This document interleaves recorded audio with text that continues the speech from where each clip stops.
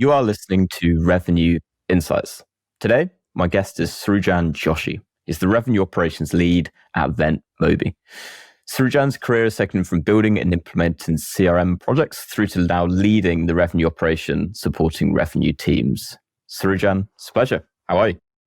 I'm good. How are you, Lee? Thanks for having me on. Yeah, fantastic. And really interested to dig into a little bit more around your career, your history, and also a bit more around the work that you're doing with EventMobi at the minute. Giving you a little bit of an introduction there, but for everyone listening, I'm sure they'd love to hear it in your words. What is your story? Yeah, sure. So like you said, I currently run the revenue operations at EventMobi. And, RevOps, I stumbled upon this in my career. It was never really planned. So to take you back, I took this course in college called CRM, Customer Relationship Management. At the time, didn't really know much about it. But then when I started taking the course, it was something that caught my interest. It was a very interesting course. And after I graduated, one of the professors that taught that course ended up hiring me to work at his consulting firm. And this is really the beginning of my journey where I started to get exposure into the CRM ecosystem. We partnered with HubSpot at the time, and we started to provide onboarding and implementation services to our clients. So it started off as a very rewarding job. That's where I got my exposure to a lot of the ecosystem. And funny enough, that's also where I met my wife. So, that was something that it was very, CRM was something that was very true to me. So, I did that for a few years. Though consulting, it was a very consulting based. And though it was very rewarding, it was sort of hard to see the long-term impact that my work had.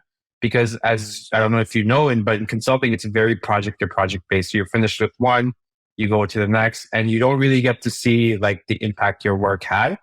You're just thinking to yourself, like, did I really have an impact, or am I just kind of going through the motions and on to the next one? So I really wanted to look for something that was more in-house, where I can see the work that I do play out over a course of time. And that really prompted me to look for a more in-house role. And because of my HubSpot and CRM background, I got hired as a marketing operations at the company I work now, EventMobi. And a few months after working at EventMobi, we started to do a project that would integrate our main flagship product with our HubSpot, meaning that after that, all of our revenue teams, our sales, marketing, customer success, service will now only be in our main CRM or HubSpot or marketing automation. And and naturally you would need somebody that has that holistic view of the entire revenue cycle, the go-to-market cycle. So it was a natural fit for someone like me to go from just handling marketing operations to handling the revenue operations. And that's where I have been ever since then. There's somebody that in a way that helps align the sales, marketing, and the service teams by owning the processes, the data, and the tech stack that have an impact on the customer-facing teams. So that's just a little bit of my history of where I am now and what I do now. Amazing. And just before I really start digging a bit deeper, for the reference of everyone listening, if they haven't come across EventMobi before, could you give perhaps just an overview of what the go-to-market team looks like? So the teams that you're supporting and also your own team. Yeah, so it's a very typically SaaS based company. To give you a quick background on who EventMobi is, EventMobi, we are an event management platform that allows event planners and organizers to create virtual and in-person events. So we both have a mobile app and a virtual space, and it's extremely user friendly. It's really like your one-stop shop for all of your event needs. And our solution offers everything from event engagement, registration, mobile event apps, customizable, and branding, design, attendee analytics, all of that. So it's like a all-in-one solution. Our go-to-market team is very typical. So you have your marketing function that is really responsible for the top of funnel, making sure that we're getting in a steady flow of inbound leads.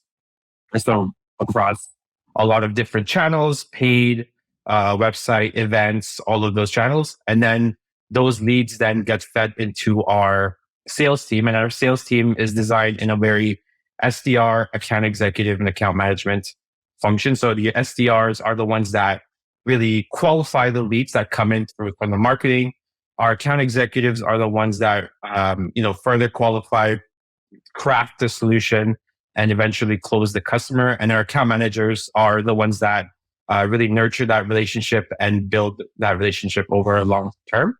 And after that, we have our services team. So a lot of once we have a customer, our services teams, they're responsible for getting their event out. So they help them with their, creating the event space, help them with any kind of issues that they have along with for running the events and to get those events out to market. So that's really our services. You can call it a success team. So it's a very traditional go-to-market team that we have set up at EventMobi. Nice. What would you say is different about your approach to revenue operations than perhaps your peers? So that might be peers in SaaS or peers in B2B or even broader. So the way that's a good question. I don't think there may be anything much different, but what I like to really do is I like to, any kind of challenge that I come across or any kind of project that I come across, I like to focus in on the people, processes, and technology, and the overall strategy that impacts the business altogether. So, for example, before starting any project, I think the one thing that a lot of RevOps people don't usually tend to do, because they're very focused on the technology and the processes at hand, is making sure that they have the right people in place. So if you don't have the right people in place with the right incentive structure to help achieve that business goal, then the entire project or whatever you're doing is going to fail. So number one, I like to make sure that if you're starting a project, let's say if you're building an outbound channel, like an outbound sales team, you want to first start with the people. Do we have the right sales team with the right it's compensation program in place that's going to help achieve that revenue goal? Once we have that in place and kind of the strategy in place, then you can move on to the things like processes and the technology. So the processes would be around okay, if you're building an outbound channel, what does that? Let's start defining the process. What's an outbound lead? How will the new outbound process look like? It's like a discovery, demo, close. Really map it out once you have the people in place, and then finally get down to what technologies, what tech stack do you actually need to help make this into a reality? So what does your adoption plan look like? Do you need to invest in a new technology? Do you need to create new processes within the existing technologies that you have? So that's really the focus on that. And I find that a lot of the times, a lot of RevOps, they kind of start bottom up. They start figuring out, what tech stack do we have? What process do we have? And what people? And I think if you do that, go the other way around, you end up failing on the entire project that you have at hand. Are you able to maybe give an example of I'm really interested in your point around going from the people first. I'd love to get a little bit more specific of perhaps what you're looking for, within the people, or choosing the right people for a project that you're working on. So is that, what is it within those people that you're searching for? Is it characteristics? Is it experience? I'd love to hear. That's a good question. It has to do with whatever project that's at hand. So I can give you a great example of the mistakes that I made and how when I focus on people, finding the right people, that how that project was a success. So one of the, at EventMobi, a few years ago, we were heavily inbound focused. So almost, majority of our revenue was influenced from our marketing team that brought in the leads. And a couple of years ago, we had the idea of creating an outbound channel. So this is a way of giving our sales team a little bit of revenue responsibility, which was so they're not so heavily dependent on marketing. And one of the first things that we did when we had this project to complete is we started to look into the different types of technologies. Like, okay, we're starting an outbound. We have HubSpot. We need something for data. Let's look into, things like ZoomInfo, Clearbit. Okay, how do we run this cadence? Okay, let's look into outreach. Let's look into Gong. Let's everything like that. So we were really excited to get these like new tech stack, invest into these new technologies to start this outbound program without really looking into, do we even have the right people in place? That's what we did. So we bought all the cool new shiny objects. We looked into, and then we got some people from our inbound sales team onto our new outbound team. And we started running just campaigns, just kind of shooting wherever we saw an opportunity. A few months into it, we didn't really get the results that we were hoping for. And the big reason why is because we had the right tech stack. We even had the right processes in place, but we had people from our inbound team that were now responsible for the outbound. So the incentives weren't really there. So as an inbound salesperson that is just focused on working leads that come in, as an inbound salesperson or account executive, why do I care about prospecting and going out and finding new leads when I know I'm getting like 20 leads from marketing every week? There was no incentive for me to work and try to for a prospect and generate my own leads. If I did, great. If I didn't, I don't really care, because I had leads coming in on a daily basis to work from. So it didn't really matter. So that was the number one problem, is that the people we had in place to run this new project, their incentive wasn't there. So what we did was we started to look out in the market and try to hire specifically an outbound person that obviously had their outbound experience.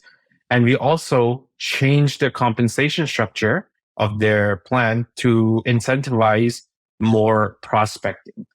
And once we found the right person who had the right experience and we had the right compensation plan, then we were able to kind of go back to the drawing board, put together the new process. We had the tech stack already, but this time we had the right person, and we were able to relaunch the outbound program. And after that, we started to see success. So to your question, like what you have to look for is, like, obviously experience is the right one, depending on whatever product or business outcome you're looking to achieve. But the other more important thing is to have that right incentive in place to help them achieve that. Really, really helpful and a beautiful example as well of using it in practice. What was it about that commission structure for prospecting that really started to move the dial? I'm interested. Maybe don't need like numbers specifically, but what kind of areas were you looking at in terms of that structure that really started to get results in? So the way that a lot of account executives are paid in other companies are how much business they close. That's the one big incentive. But for SDRs and BDRs, a lot of how they are paid is how many meetings they book. Now, with our inbound team, a lot of those leads are coming in through our marketing anyways. So they are paid based on how many demos that they push through, right? So how many demos they push through the account executives, meaning that how good are they at qualifying their prospect? That's an inbound. With this outbound route, what looked different is kind of the same structure. It was instead of demos, it was mostly focused on how many qualified meetings are you to generate with cold contacts. So if you're hunting, you're going out trying to find new prospects, how many discovery calls are you able to generate? And of those discovery calls, how many of them are you able to convert into qualified demos? And obviously on the qualified demos, the percentage of how much an outbound BDR would make is more than inbound, because they're putting in more work to generate those demos versus an inbound rep that has leads coming into them, that have leads flowing in. So the percentage of the commission on the demos they booked for an outbound rep was a little bit more than an inbound rep. That was kind of the key factor here that really helped grow that program. Yeah, I love that. Let me roll us up out of the rabbit hole for a second and switch tact. From the last 12 months, what project, initiative, hire are you most proud of? So I think one area that I'm particularly happy that we are able to take the organization from is, before, in the last 12 months, I'm pretty new to this role too. So in the last 12 months, there were a few silos in the department. So in our revenue teams, there were a few silos. So sales and marketing, they were pretty well aligned, right? That was pretty good. But when it came to our services, our success teams, there was a little bit of data silo. So that I mean that they worked out of different applications that didn't necessarily speak with each other. And with any kind of data silo, it made collaborative work really hard, because obviously if it's difficult to share data, the ability to collaborate naturally, it suffers. And not only that, every department or every revenue team that were not sales and marketing, they kind of had their own view of their view of data was very limited to what they did, right? And they did not really have that holistic view, because again, they worked out of different applications. Some of them were Airtable. A long time ago, we had our service teams working out of Zendesk instead of HubSpot, which is our kind of, source of truth. So what we did in the last few months is that we really started to focus on a solid CRM integration strategy. And what that meant is taking all of these separate customer apps that don't speak with each other and finding a way to integrate that into our main CRM or marketing automation, HubSpot. So what that meant was a lot of these applications like Outreach, it's some things that you didn't really need. Like for Outreach, feedback surveys, our main flagship product that had product usage data, and really focusing on, okay, how do we take all of these separate apps and move them all into, integrate all of them into HubSpot. So everybody on the revenue team will have like a holistic view of everything. So they're not working out of different places. And what it helped do is that it made collaboration between sales, marketing, service, success much easier, and it started to become way more collaborative than it was before. Amazing. Could you maybe do you maybe have an example of perhaps something that became a lot more collaborative, and what impact that had for you guys? Sure. One of the key examples is integrating our product, our flagship product, with HubSpot. So the way it worked before was that when a salesperson sold a software credit, let's say like an event, we call it event credit, the salesperson would then have to speak with the success rep to let them know, like, hey, here's what we sold. The customer purchased 3 credits for their 3 events. This is what you need to provision. Then the success rep would then take that information and then go into our product, and they would then provision those credits, book the onboarding call, let them know that, hey, your event credits are now in the product. Here's your login, here's and everything like that. So it was very like taking it from one area and putting it to the next area. The sales reps didn't know how it looked like for the most part, didn't know how it looked like on the product side. And the success reps didn't really know how that deal or the opportunity was set up on the HubSpot side. So what we did was that we took our product flagship and our product EventMobi product, and we integrated that with HubSpot. So what that looked like is once the sales is when that opportunity is closed, we were able to directly provision whatever credits they purchased directly from HubSpot into our product. So that kind of closed the gap between the communication. This way, the success rep knew exactly what was sold to the product, what kind of services they needed. It was all there, and the salesperson would know that okay, these are all the credits that he sold, and these are the credits are now being passed on. And not only that is all of the product usage data. So all of the product usage data, not all of it, but some of it, in terms of what services were enabled, what features were enabled for the customer, would all sync back to HubSpot.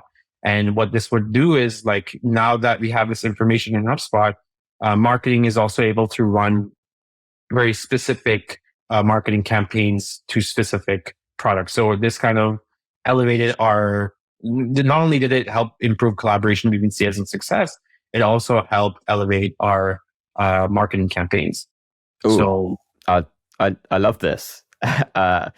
From a I guess from a marketer's perspective, you're starting to come really full circle with that, right? Right. What because that's taking what is essentially your first party data, feeding it back into the campaigns themselves. I'm super curious. What campaigns do you then run against those with your marketing team? Is it using that data to target, or is it more complex than that? It's mostly around. It's a lot of customer marketing. So we have way more insights on what kind of events our customers. So like knowing the types of events our customers are running is important. Being like an event management company, what kind of events they're running? Is it a conference? Is it like a sales meeting or sales kickoff? That's important to us.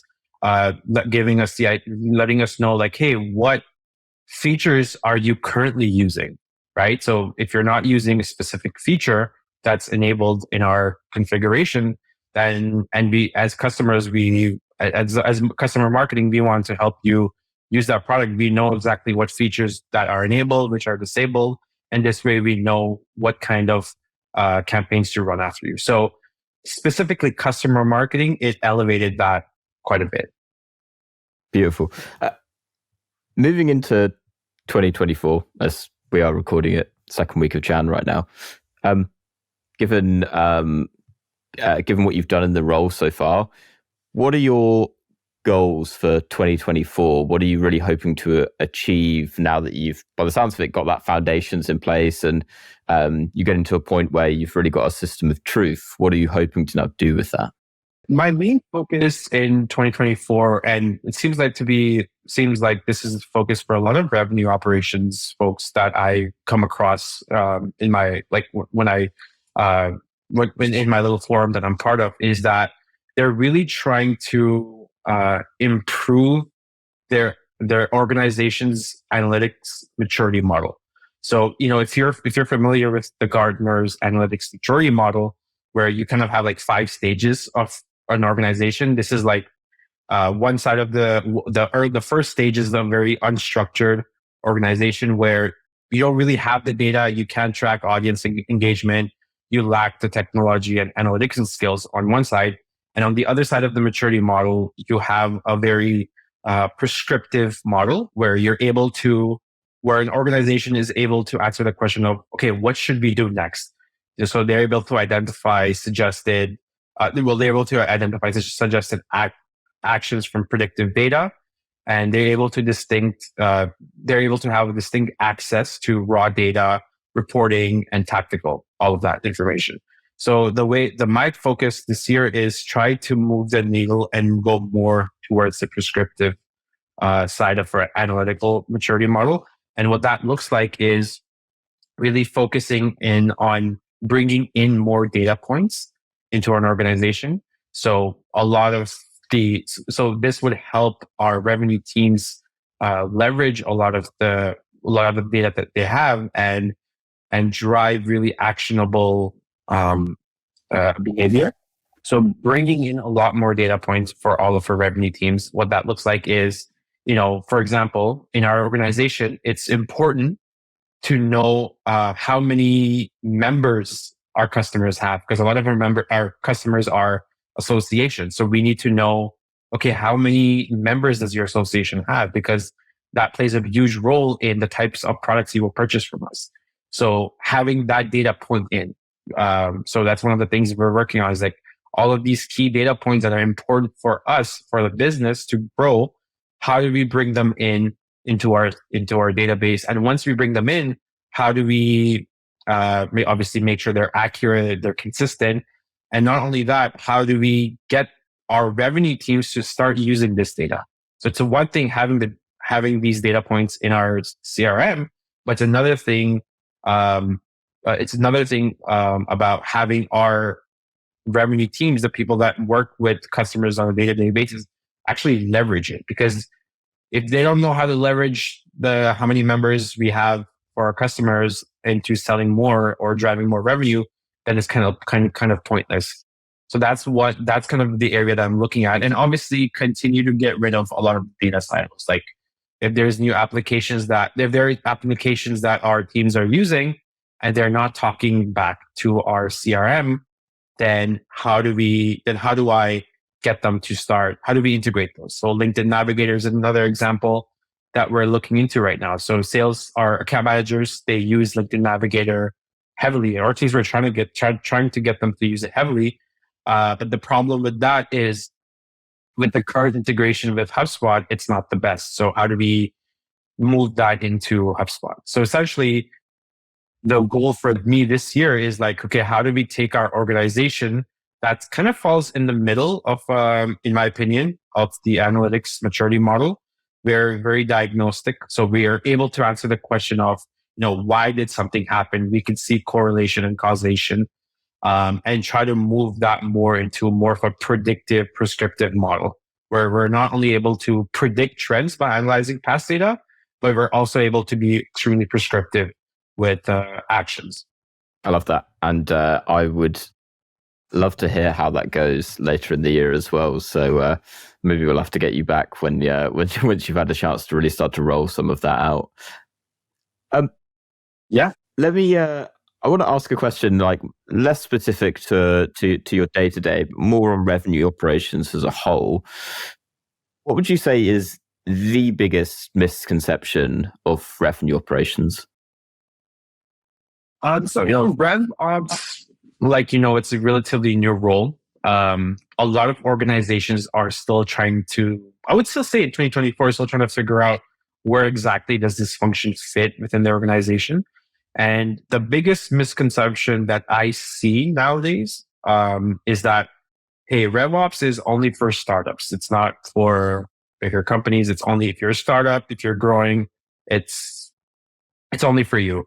Whilst it is true that RevOps was initially created for startups, you're seeing it now being adopted by businesses of all sizes and stages. Because at the end of the day, if you think about it, it's not just startups that are looking to have teams that run more efficiently and effectively to consistently hit targets, right?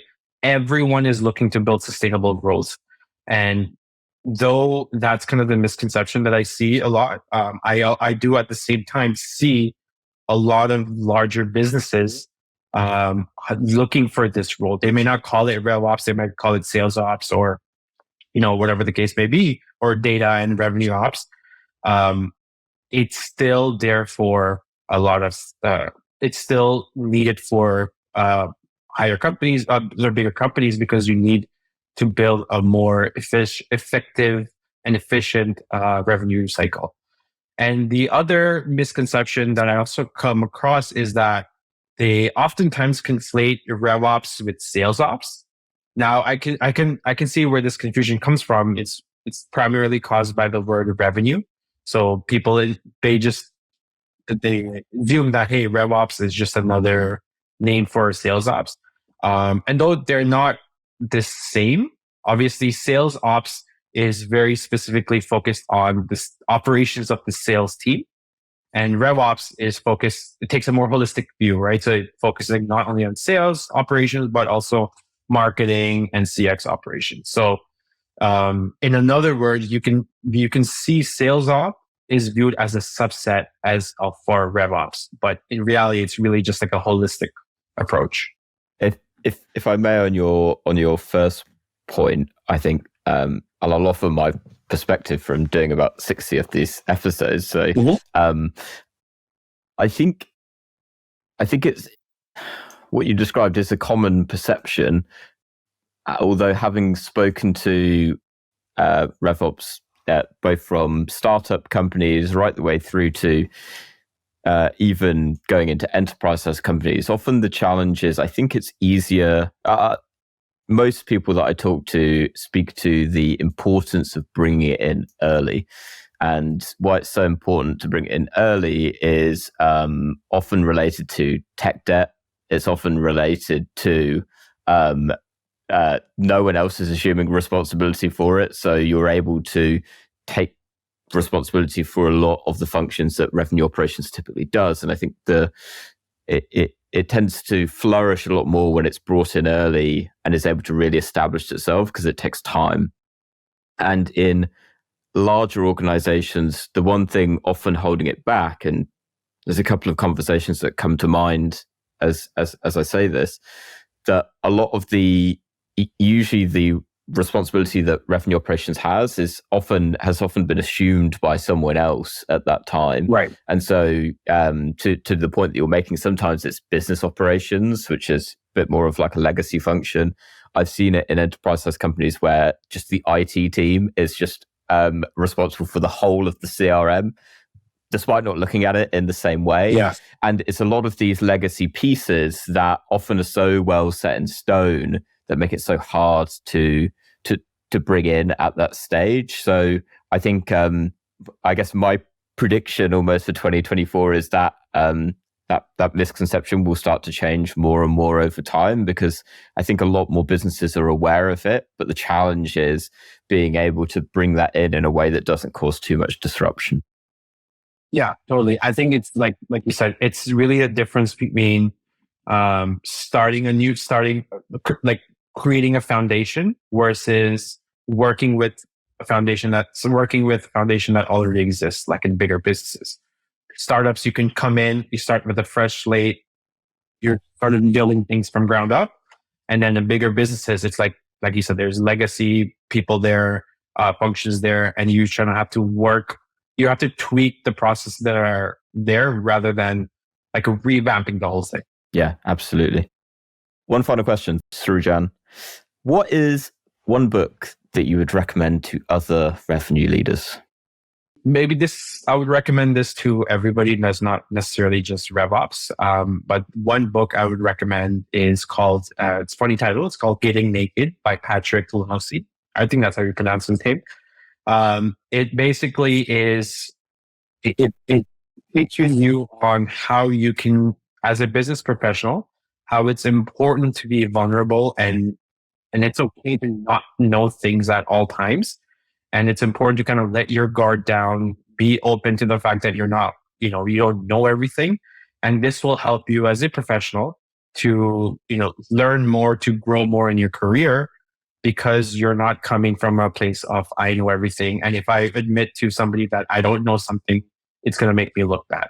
So I would recommend this book for, anybody that's in their career. It doesn't really have to be RevOps, but any person that's looking to grow their career. I think that changed a lot for me ever since reading it.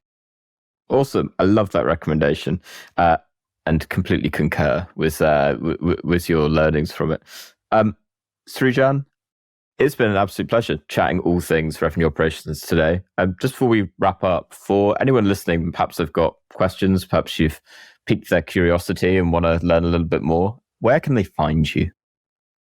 They can find me on LinkedIn. I'm pretty active there. Srujan Joshi, you can find me there. I'd love to connect I'm always looking to connect with like-minded RevOps people. Like I said earlier, this is like a new role. So as much as you're hoping to learn from this, I'm also trying to learn from you guys. So if you're in that field or anywhere near it, if you're looking to grow in that field, I would love to help as well. But I'm also looking to learn more from you guys. Love it. I will. I'll make sure that we put a link to that down in the show notes as well. Awesome. All right, Srujan, thank you so much again. It's been a real pleasure. And to everyone that has listened this week, thank you too. We'll catch you next week.